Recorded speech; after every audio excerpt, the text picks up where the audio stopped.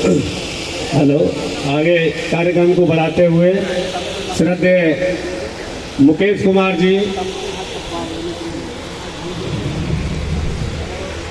श्रद्धेय मुकेश कुमार जी। साहब कैसे हैं? नहीं बढ़िया।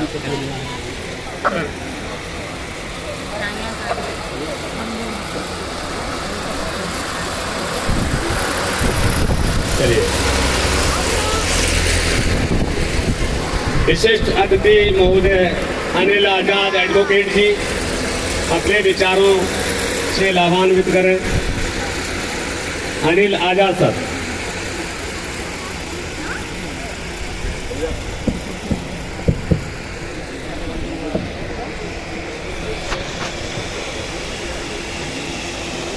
हेलो। विशाल सहकारी आवास समिति गाजियाबाद द्वारा बाबा साहब doctor B are Ambedkar ji के 133वें जन्म दिवस पर जो समारोह मना रहा है, सबसे पहले तो जितने भी यहाँ लोग उपस्थित हैं, जो आयोजक हैं, उनका हार्दिक अभिनंदन और स्वागत करता हूँ। आज के कार्यक्रम की अध्यक्षता कर रहे परम आदरणीय जेबी सिंह साहब, आज के कार्यक्रम में मुख्य अतिथि के रूप में विराजमान श्री राकेश गौतम जी, इतना खूबसूरत इस कार्यक्रम का संचालन कर रहे हैं भाई अशोक जी, अभी मंच पर विराजमान डॉक्टर अशोक राणा जी, इस कार्यक्रम के आयोजक आदरणीय जेबी सिंह साहब, मुकेश कुमार जी, रंजीत सिंह साहब, मंच पर विराजमान इस समिति के अध्यक्ष मेरे छोटे भाई विशाल शर्मा जी, मंच पर विराजमान इस समिति के सचिव मेरे छोटे भाई अजय अग्रवाल साहब, हापुड़ से आए मेरे छोटे भाई राजीव जी, इस कार्यक्रम में उपस्थित मनवीर गौतम जी, बलवीर सिंह साहब, संजय वर्मा जी, राहुल कुमार जी, एसीपी साहब और अन्य तमाम उपस्थित मेरी माताएं, बहनें, बुजुर्गों, नौजवान साथियों। अभी मैं सुन रहा था कि महामाया महिला मंडल की जो हमारी बहनें हैं, उन्होंने इतना खूबसूरती से, इतना अच्छे से बाबा साहब के संदेश को जन जन तक जाकर पहुंचाने का काम किया। मैं इनको भी बधाई देता हूं, इनका भी अभिनंदन स्वागत करता हूं।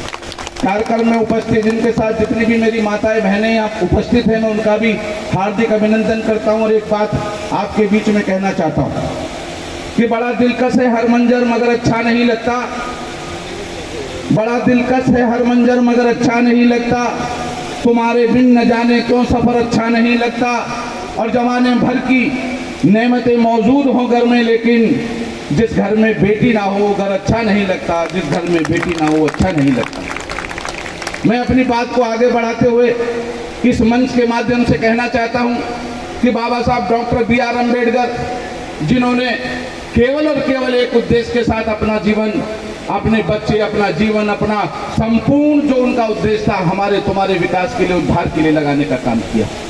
आज जितने भी मेरे यहाँ इस कार्यक्रम में उपस्थित हैं, मैं उनसे केवल एक सवाल पूछना चाहता हूँ। जो इस कार्यक्रम को कर रहे हैं, मेरा सवाल उनसे भी है, मुझे एक बात बताओ कि आपके घर में मनुस्मृति किस किस के घर में है? अगर आपके घर में मनुस्मृति नहीं है तो सबसे पहले कल जाकर मनुस्मृति खरीदना और उस मनुस्मृति को पढ़ना। जब मनुस्मृति आप पढ़ोगे तब तुम्हें समझ में आएगा कि बाबा साहब ने तुम्हारे लिए क्या दिया है। आज मैं आपके बीच में खड़ा होकर बोलने की बात कर रहा हूँ, ये अधिकार बाबा साहब ने दिया। मैं उस देश में रहता हूँ जिस देश के अंदर कहा जाता है हम इसके मूल शासक हैं, और बात भी सही अभी एसीपी साहब भी कह रहे थे।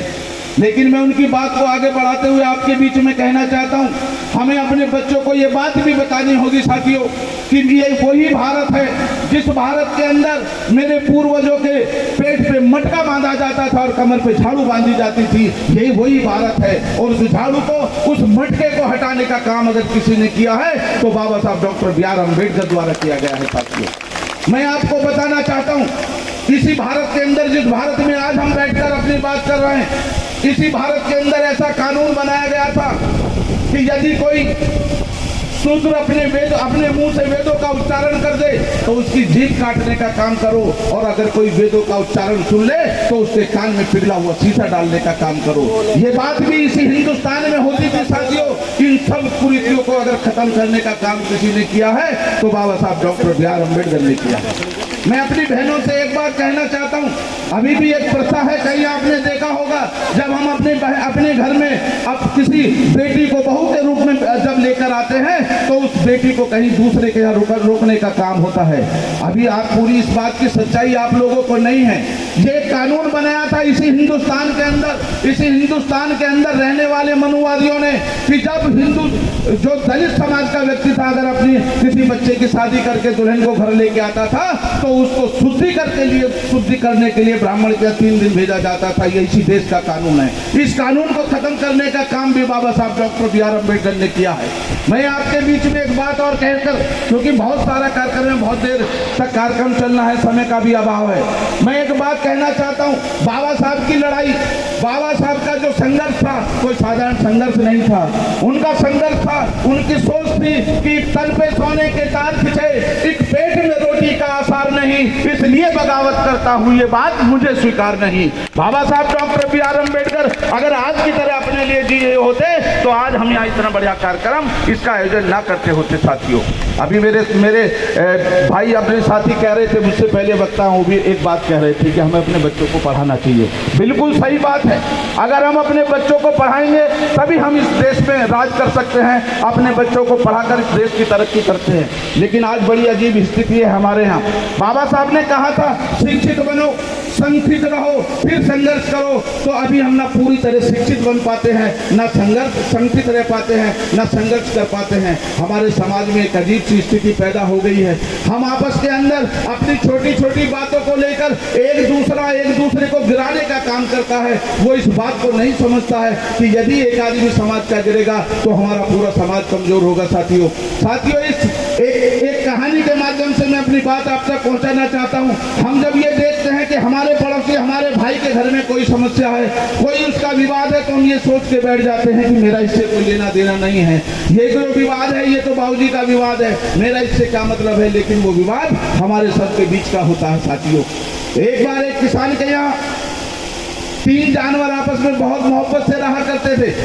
एक चूहा, एक मुर्गा और एक बकरा किसान ने पाला हुआ था। तीनों में बहुत अच्छी दोस्ती थी। एक दिन किसान चूहा को पकड़ने के लिए गले में पिंजरा लेके आ गया। जैसे ही पिंजरा आया, चूहे ने देखा कि किसान पिंजरा लेके आया है। चूहे को चिंता हुई कि इस पिंजरे में वो कुछ चूहे को जो पकड़ के कहीं छोड़ के आएगा। वो दौड़ा मुर्गे के पास गया। उसने मुर्गे से कहा कि ऐ मुर्गा भाई, देखो किसान पिंजरा लेके आया है, चूहादान लेके आया है और उस चूहेदान में मुझे पकड़कर छोड़ने का काम करेगा। चूहा ने हंस के कहा मैं क्या करूं, मैं उस पिंजरे में आ ही नहीं सकता, तेरी समस्या है, तू जाने, तेरा काम जाने। और उसको वो जो वापस भेज दिया। चूहा बड़ा मायूस हुआ और अपनी फरियाद लेकर उस बकरे के पास गया। उसने बकरे से कहा कि ऐ बकरे भाई, देखो किसान मुझे पकड़ने के लिए चूहेदान लेकर आया है। बकरे ने भी हंस के कहा कि जब उसमें मुर्गा नहीं आ सकता है तो मेरा तो पैर भी नहीं आने का है, तू जाने और तेरा पिंजरा जाने। तो चूहा बड़ा मायूस हुआ और मायूस होकर उसे दुख हुआ। दुख होकर वो चुपचाप सोचता रहा, वो देखता रहा कि ये मेरे कैसे दोस्त हैं, ये मेरे कैसे अपने हैं कि जरा सी समस्या आई और इन्होंने मुझे धुतकार दिया और मेरी कोई मदद नहीं की। साथियों लेकिन चूहा तेज बहुत था, चौकस था, वो ध्यान रख रहा था हर चीज का कि ये किसान इस पिंजरे को, चूहेदान को मुझे पकड़ने के लिए लाया है। एक दिन उस किसान ने साथियों उस चूहेदान में रोटी का टुकड़ा लगाया और चूहेदान रख लिया। लेकिन चूहा क्योंकि बहुत तेज था वो उसमें नहीं गया। इत्तेफाक से उस चूहेदान के अंदर वहां से कुछ चलता हुआ सांप उसमें घुस गया। सांप घुसा, बंद हुआ, अंधेरा हो गया था गांव देहात में। किसान ने सोचा कि इसमें चूहा फंस गया। किसान ने अपने बेटे से कहा कि जाओ उठो, उस चूहेदान में चूहा फंसा, जाओ इसको छोड़ के आओ। साथियों जब किसान का बेटा उस चूहेदान को लेकर गया और वो उस चूहेदान में फंसे, उसको चूहा समझकर जैसे ही छोड़ने लगा, सांप भाग निकला और उसने किसान के बेटे को डस लिया। जैसे उन्हें पता चला किसान के बेटे को डस लिया, किसान के बेटे को डसने के बाद वैद्य जी बुलाए गए। वैद्य जी बोले कि भाई इसको बचाने के लिए तुम्हें मुर्गे का इसको जूस पिलाना पड़ेगा। साथियों, वो मुर्गा जो चूहे को देखकर मुस्कुरा रहा था, वो मुर्गा जो उसकी मजाक उड़ा रहा था, किसान ने अपने बेटे को बचाने के लिए उस चूहे को काटा और उसको जो है उसका जूस पिलाने का काम किया। तो मुर्गा चूहा खड़ा खड़ा सोच रहा था कि ये चूहे, यदि तू पहले ही मेरी मदद कर देता तो आज इस कढ़ाई में तू फंसता ना। तो साथियों, उसके बाद बात आगे बढ़ी। आगे बढ़ने के बाद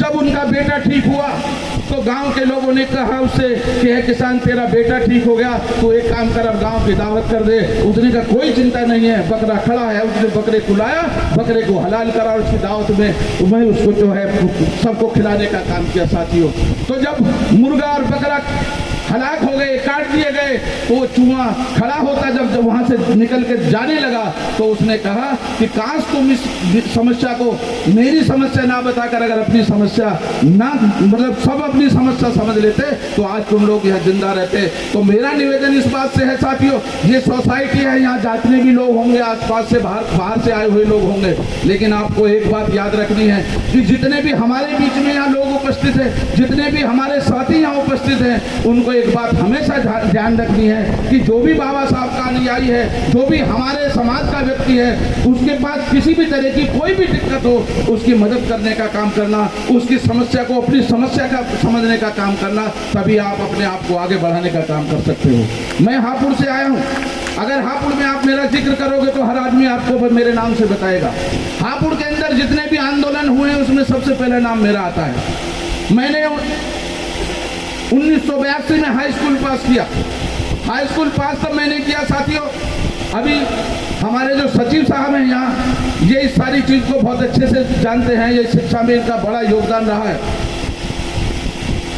जब हाई स्कूल किया तो हापुड़ के अंदर एक व्यवस्था थी, सारे स्कूल पूंजीपतियों के थे, वैश्य समाज के स्कूल थे, तो वहाँ हमारे बच्चों को एडमिशन लेने के लिए प्रिंसिपल की खुशामद नहीं करनी पड़ती थी, बल्कि जो मैनेजमेंट के लोग थे उनके घर पे जाकर हमारे बुजुर्गों को खड़ा होना पड़ता था। हाई स्कूल करने के बाद मैंने सबसे पहले SC/ST फेडरेशन का निर्माण किया और उस निर्माण में आंदोलन चलाया जो आज भी इतिहास है। आज भी अगर आप देखोगे पूरे जिले के अंदर सबसे ज्यादा हमारे समाज के बच्चों के कहीं एडमिशन होते हैं तो हापुड़ के अंदर होते हैं। हापुड़ के अंदर अभी जो हमारे यहाँ के सचिव हैं, ये नाम से लाला हैं, लेकिन हमेशा हमारे समाज के साथ रहे, मेरे छोटे भाई के बहुत अच्छे दोस्त हैं। अभी इत्तेफाक से SSB डिग्री कॉलेज के बारे में आप लोग जानते होंगे।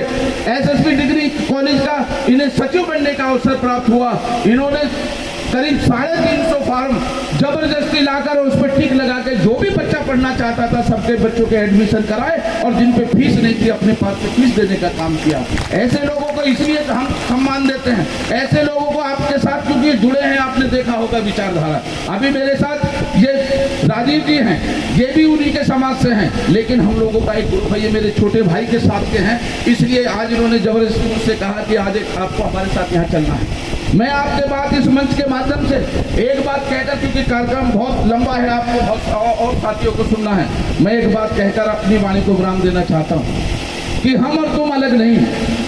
हमें तुम्हें केवल एक बात सोचनी है कि आज का जो दौर है वो सबसे ज्यादा अगर किसी के खिलाफ है तो हमारे खिलाफ है, क्योंकि राजा से लड़ता वो जानता है पूरे हिंदुस्तान के अंदर अगर कोई इस सरकार का इस विचारधारा की मुखालफत कर रहा है वो केवल और केवल SC/ST समाज के लोग हैं। SC समाज में भी ज्यादातर दलित समाज के लोग, जाटो समाज के लोग उसकी विचारधारा कर। आज हमारे बीच में एक जिद्दी किस्म का व्यक्ति आकर बैठ गया है, वो जबरदस्ती फरमान जारी करता है और फिर हमारा उत्पीड़न करता है। आपको पता होगा 2 अप्रैल वाला जो प्रकरण हुआ था, उसमें वो आंदोलन हुआ था, उस आंदोलन में भी सबसे पहला नाम मेरा ही था, क्योंकि मैं सबसे ज्यादा संघर्ष करता हूँ, आंदोलन करता हूँ। जब समाज का जिक्र होता है तो मैं सबसे आगे खड़ा हुआ मिलता हूँ। उस आंदोलन में सबसे पहले आंदोलन हुआ हापुड़ में, सबसे ज्यादा आंदोलन हुआ। उस आंदोलन के अंदर FIR हुई, उस FIR में सबसे पहले मेरा नाम आया और जैसे ही मेरा नाम आया आंदोलन के बाद मैं समझ गया कि अब ये मेरे इलाज में लगेंगे। मैं सबसे पहले इलाहाबाद गया, हाईकोर्ट से स्टे लेके आया। पूरे उत्तर प्रदेश के अंदर पहला, बल्कि पूरे देश के अंदर केवल और केवल मैं व्यक्ति था जिसका सबसे पहले अरेस्टिव स्टे हुआ और फिर मेरे बाद सबके स्टे हुए। ये केवल मैं इसलिए जीता साथियों क्योंकि मैं पढ़ा लिखा था। इसलिए पढ़ने के बाद ज्ञान आता है। मैं आपसे निवेदन करता हूं कि कुछ भी करना, अपने बच्चे को भूखा सुला देना, आधा पेट खाली खिला देना, लेकिन उसकी किताब में और उसकी पढ़ाई में कभी कोई कमी मत होने देना। अगर वो पढ़ जाएगा, अगर वो कलम चलाएगा, तो याद रखना ये युग कलम चलाने का है। जो कलम चलाएगा वो जीतेगा। तलवार वाला युग खत्म हो गया है साथियों। मैं इस शेर के साथ अपनी वाणी को विराम देना चाहता हूं कि चौराहे पर पड़ा था, वो भूख से मरा था, कपड़ा उठा के देखा तो उसके पेट पे लिखा था, सारे जहां से अच्छा हिंदुस्तान हमारा, हम बुलबुले हैं इसके, ये गुलसिता हमारा। जय हिंद, जय भारत, जय भीम।